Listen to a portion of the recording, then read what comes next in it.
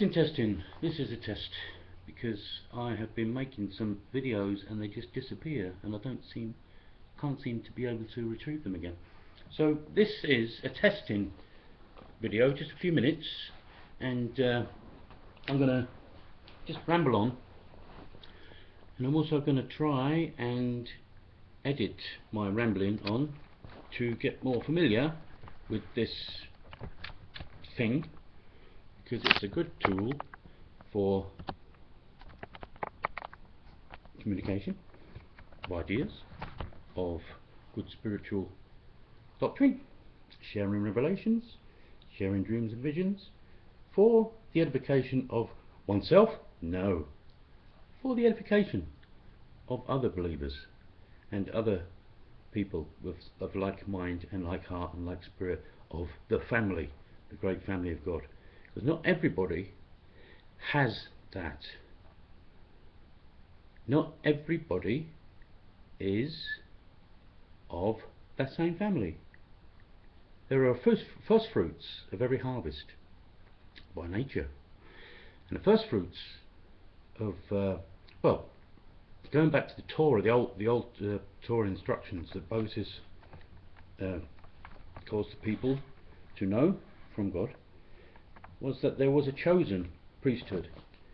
All the tribes of Israel had an inheritance of land, and in the promised land where they were going to take, apart from the Levitical, the Levites. Their inheritance was not a piece of land or a country or things like that. Their inheritance was the Lord himself. Like the Lord said, their inheritance is me. They shall inherit me. Wow.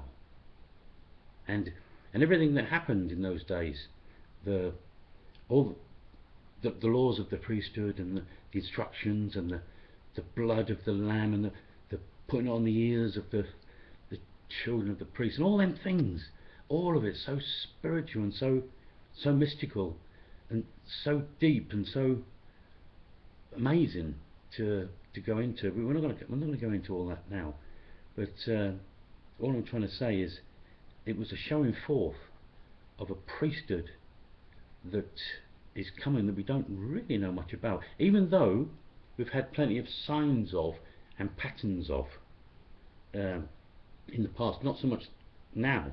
I mean, if someone's come up to you, just went up to someone in the street and said priesthood, the first thing that comes to mind is maybe the priests of the Catholic Church, maybe, or if it's in Tibet somewhere, some orange cloaked Buddha monk or something, yeah.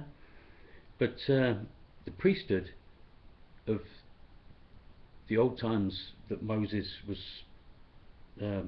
mediator of, that God was actually telling him what to do, to write after the pattern, to do after the pattern that he saw in the mount. All these things were mystical.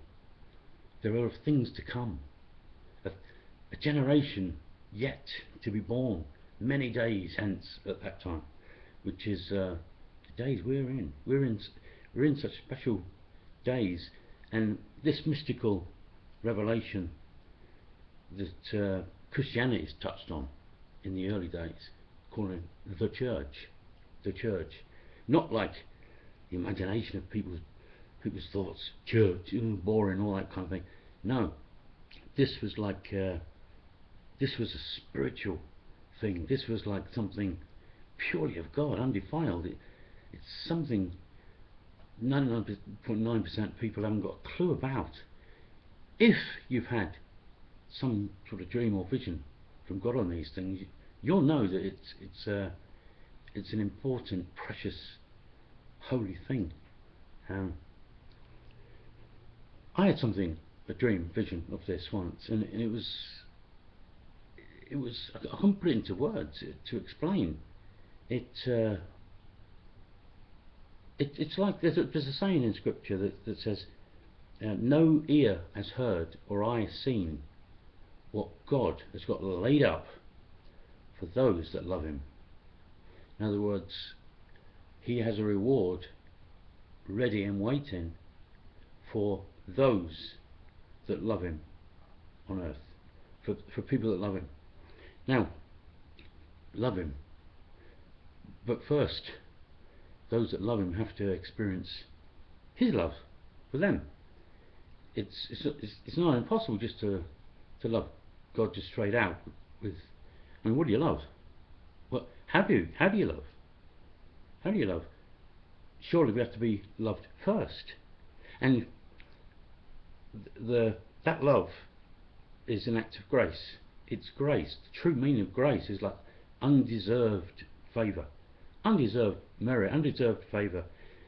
It's expressed purely as a sign and token in Paul's ministry.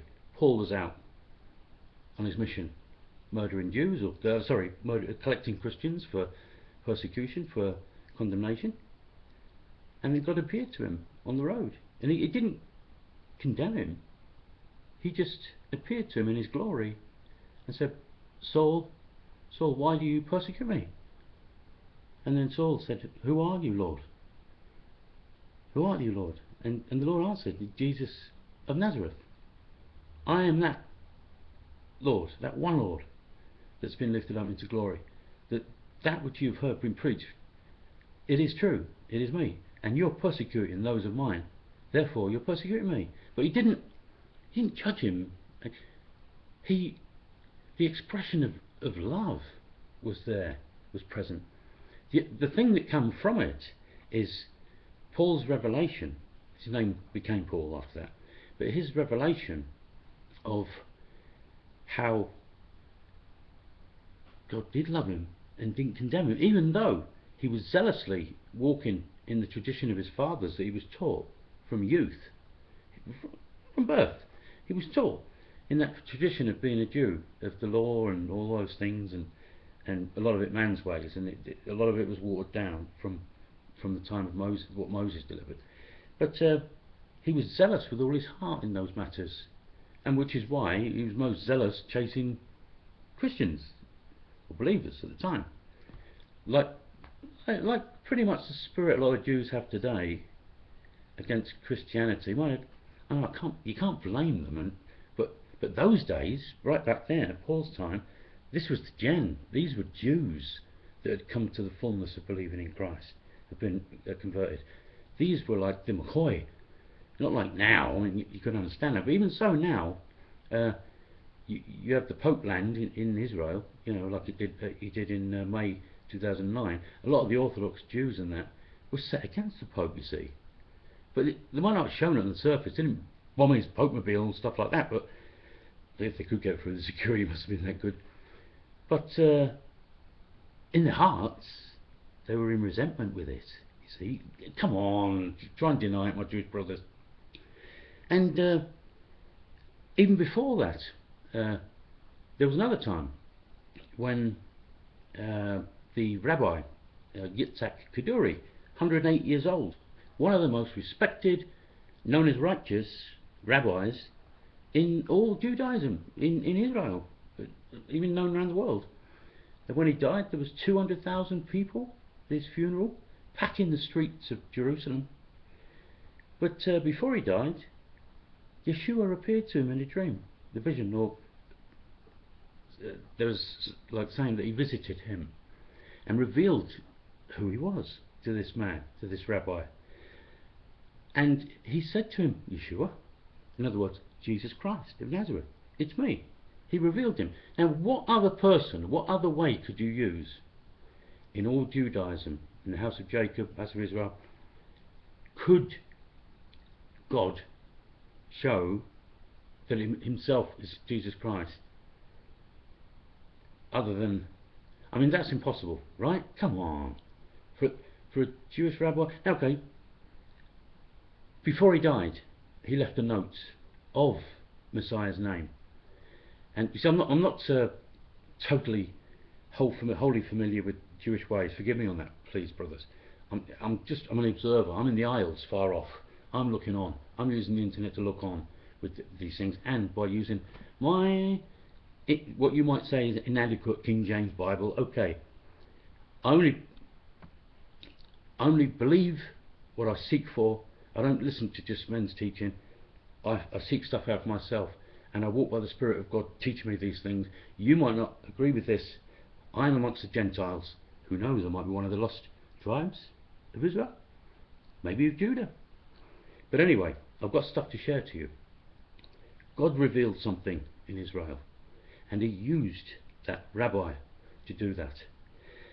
This rabbi wrote a note, and the note was to be read out a year after his death. A year after his death, which was, he died on February the 28th, 2006, if I'm correct. And there was a note to be read out by his sons, and it was read out a year later, just over a year later, April the 30th in 2007. And for a whole year, can you imagine it, in Israel, in Jerusalem, and in other Jewish circles around the earth? The excitement of, we're going to find out who Messiah's name is, who he is, his identity, etc. And all the posting about it and looking forward to it, only to find, when it was actually read out, with all the expectation and the fame that had accumulated in that year, that it was Yeshua, Jesus Christ. There was added words to it that he would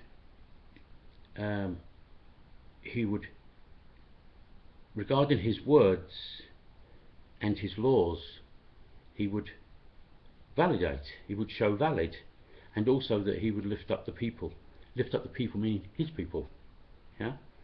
But anyway, at the end of this year, the expectation of the Orthodox, the strict house of Judaism, yeah? It just showed the pride. Okay, there were some that went on to believe and receive Messiah, Jesus Christ, that he is Messiah, but it was the pride that forbid many to discard that revelation when it was read out. Now, consider this though. I ask you to consider this and be patient with me, please. This was a respected rabbi in Israel, 108 years old. There couldn't be any other respected rabbi to use in this. This guy was perfect, right? Now, okay, he isn't received by the majority of the nation. That was 2007. 2 years later, in fact, that same year, I'll share this with you, that same year, in the June 2007, the Pope, which was Benedict XVI at the time, on June the 27th of that year, a few months later, after that note was read out, Pope Benedict decreed, please don't let your pride get in the way and stop in hearing this. Just consider it, right? I'm not Catholic, I'm not anything. I'm just a sharer. Pope Benedict decreed, as Pope of the Christendom and everything, that a year later would be given to the Apostle Paul, St. Paul, basically the founder of Christianity, a lot of people say, right? And he decreed that there will be a year to studying Paul's letters, Paul's epistles, Paul's gospel. In fact, it was an honorary year of celebration. It was 2,000 years since the apostle's birth, as believed. Yep. So it's to celebrate the 2000th anniversary of his birth, of St. Paul's birth. Now, it's too ironic that this was decreed. It's too of God. It's no coincidence. This thing was meant to be. This thing's written to be. In Song of Moses, actually I'll get it. Song of Moses spoke of a time when, Deuteronomy 32,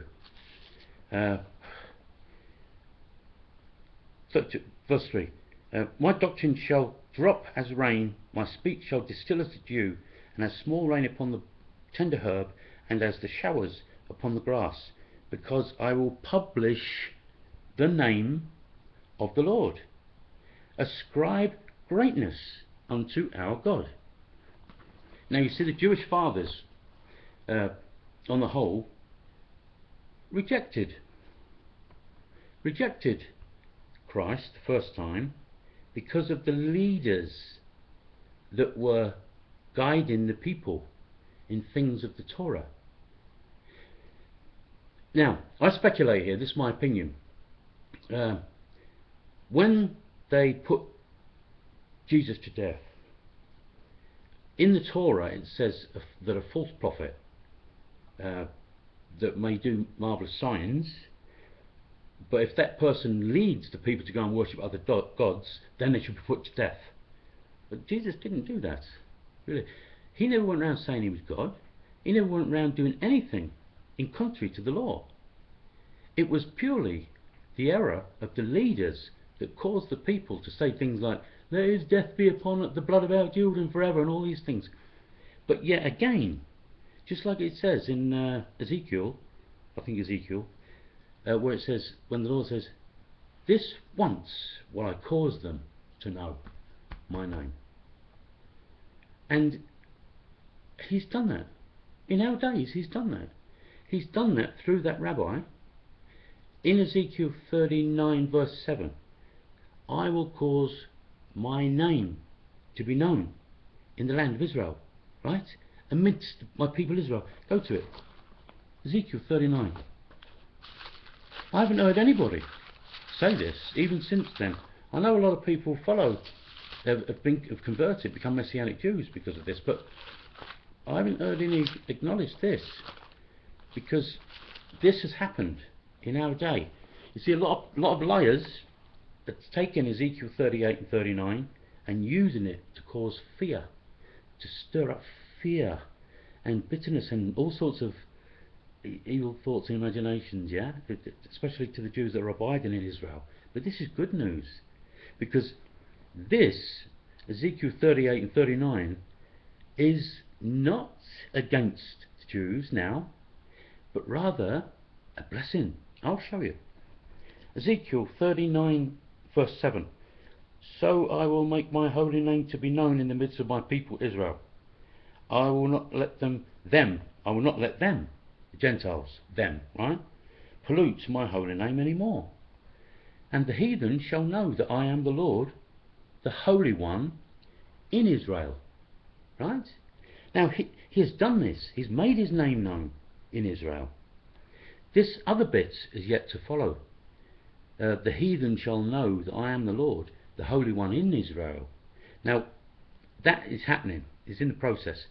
As they do know, right, people like Iran or people like, they're not going to go dropping bombs on Israel now, are they? As soon as they realise this, and the Lord's doing this, as soon as they realise this, they will not, because the Lord will subdue them.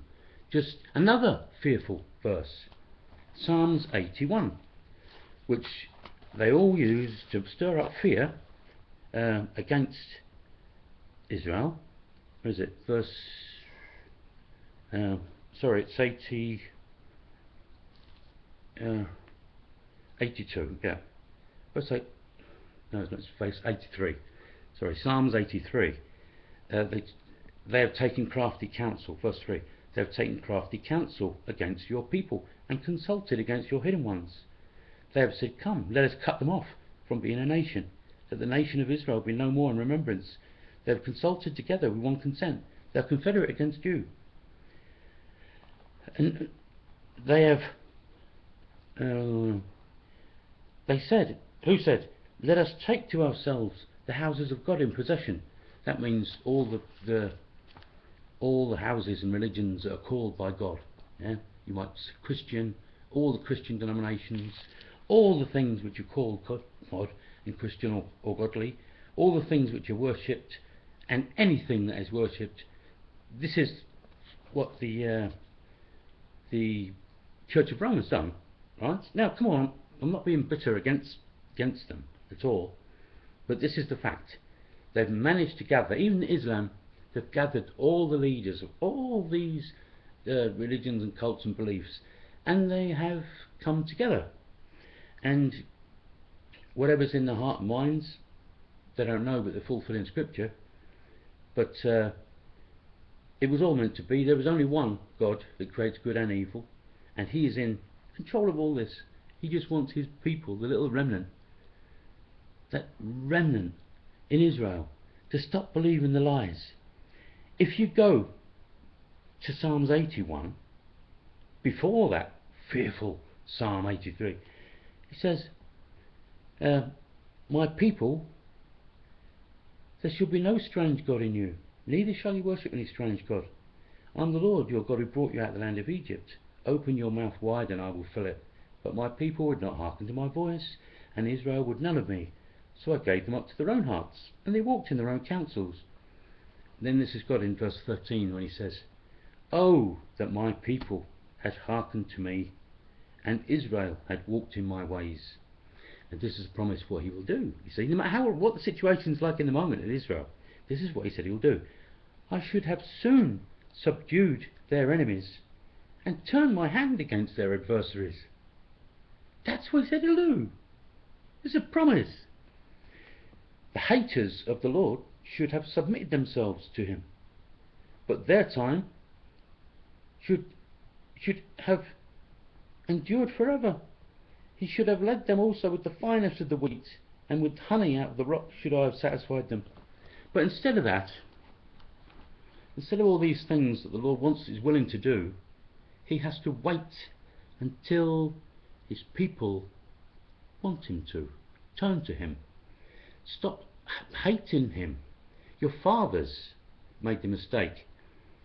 The houses of Christendom throughout the ages have polluted the holy name, the God of Israel. And the same habits are passed on. Understandably, on the surface, in the flesh, looking shallowly, for a Christian nation, Germany, etc., to persecute the Jews so badly, and as they have done in other nations, even Britain in 1290, in Spain in 1492, and Rome in the beginning, all this stuff that's been against the Jews. But you've got to go back before then. And you've got to also consider that Christendom you see today isn't the Christendom that Yeshua Christ was teaching, nor his apostles, not even Paul the Apostle. Now, going back, just reminding myself before I went off, going back to Paul the Apostle, the year that was given to him, what the Pope decreed. Now, the Pope decreed a whole year of study to Paul. When you do that, and you actually listen to your Pope, the Pope, right, Christendom, look, you were born, we was all born in the vanity of the Gentiles, whatever, however serious, wherever Catholic, however we were led to believe that it was right and true and holy and the church, blah blah blah. Listen to your Pope then, and obey the governor. The governor says, at the time, Benedict, even though the Pope before him, that's another story, did a CC, blah blah, Pope Benedict said to study in depth Paul's writings and his gospel that he wrote, because he was the apostle to the Gentiles, and we are amongst the Gentiles. When he decreed that in June 2007, June 21st, for the year later, for June 27th, 2008, that's the day it would start for a whole year, all the way around to June 27th, 2009. 1 year to study about Paul. Now, if you're keen on this and you're listening to this, you go Google it. Go and study the words of what Pope Benedict said, because it's very, very important you do. Because this is spirit of wisdom that was in his words, not because of the man that he is or the apostate church that he represents. No, no, no. Because of the chief place among the Gentiles. Now, if you go to Proverbs 1, this is where the spirit of wisdom cries out from, doesn't it? From the chief concourse, the streets in the land. This is spirit cries out. Spirit of wisdom of God cries out. How long, you simple ones, will you love simplicity, and fools hate knowledge, and you love scorning, delighting in scorning. You delight in scorning the Pope. You hate knowledge. Look, drop it. Drop all that bitterness and scorning. Listen to what's being said. I nearly missed it. I thought at the time, in 2008, that when this year of study for Paul, I thought there's nothing good about the Pope or RC Catholic. It's too obviously apostate and vain and dead and blah blah blah blah blah. You keep hearing it. But yet, God made all men. and he made it. Paul said to be subject to principles and powers. In Jude he says, don't be like Korah in the wilderness. God's ordained all power and authority. If the Jews, when they went to Babylon, were against Nebuchadnezzar, well, Daniel wouldn't have interpreted the dreams for the king, would he? There's an attitude to have. There's an attitude to strengthen that which is ready to fall, because of your own worst enemy. Mainly I'm talking to the Jews today, because this is pride, and pride is in the way. The Pope came to Israel in May 2009, in the midst of this year, to Paul. Paul is this servant Israel. You want the answer to Isaiah 53:54? The servant Israel, who it is? It wasn't actually Jesus 2,000 years ago, like you all argue with Christians and have done ever since. It's Paul, the Apostle. And Paul the Apostle was showing forth the days of the coming of the Son of Man, of which we've been in. We've been in those days of the Son of Man. Just like Jesus said, the days of the Son of Man shall be as the days of Noah. How they were marrying and giving in marriage until the day when the door was shut, and that was it. End of. Right? We're in those days. We've been in those days. And we're much in overtime. So we've had, even when you've missed it, we've had much of Paul's words in his letters come to pass, and Jesus' words, and the words of the prophets, and all this has gone on while in your face. You haven't seen it, right? A lot of you have been listening to. Yeshua said, "Watch and pray." I don't just say to you; I say to all, "Watch and pray." Watch and pray. What? What for? Watch and pray. What for? The events that's going on in the world around you. But a lot of you have been watching and praying your pastors and your teachers and your leaders, and for this purpose, God has cursed it. He's made them preach fear. He's made them preach error, and He's made them preach falsehood, because you're not putting the Lord first. If you were putting the Lord first, you would seek for yourself to know. Like Jesus said, He said, "I say to all, watch and pray." He said, you don't need anyone to teach you when it'll be summer soon, because you know of your own selves by looking at the branches, the trees. You know when it's budding green that summer's near. He said the same way, you can learn these things yourself. You don't have to trust in leaders to tell you these things. See? He doesn't call us out of something that's cursed, great vain congregations that are in error. He doesn't call us out to be starving, to be void of Him, to not be fed by Him. He says to us, when we come out, open your mouths, I will fill it. And He does. You've got to make the step of faith. Your trust has got to go from being in men and the establishment, the tradition, vanity. Your trust has got to go from that to God. And it's a spiritual thing. That's a spiritual thing, and it's an act of faith. And you'll be a true child of Abraham by doing so. Just like God said to Abraham by His Spirit. How do you think He spoke to Abraham, by the way? Do you think it was in some group of people in a church up the road or something? No. God's Spirit said to Abraham the things that Abraham knew and heard. Abraham thought, because God put the thoughts in there for him. They were all worshipping the sun. But Abraham thought, no, I want to worship Him that made the sun. See? So many worship the creation, but who worships the Creator? The Creator, God Himself, looks, sees everything, sees the secret intents of the heart. If your secret intent has got doubt or fear, to cut off trusting in traditional man's vain teaching. If your heart is in that mode of fear, and you're rather, because of that, it's become like a lottery game. You want to throw it onto a priest or a vicar somewhere, or a pastor, rather than take the risk and step out and come to Jesus Himself, God Himself, His Spirit. If He knows the secret intents of your heart, if you love him, you'll put him first. And like Abraham, the Spirit of God said to Abraham, leave your father's house. He left his father's house, didn't know where he was going, but God led him and greatly blessed him. You know the rest. This is before religion, before the law, before they become slaves in bondage in Egypt. This was before these days. This was Abraham. And the children of Abraham, the true children of Abraham, are those that are led by the Spirit of God, not by men's teaching. All those that are led by the Spirit of God may have started out in men's teaching. They may have had at one point, at least once, following traditional teachings of men, until they come out and started believing God by Spirit alone.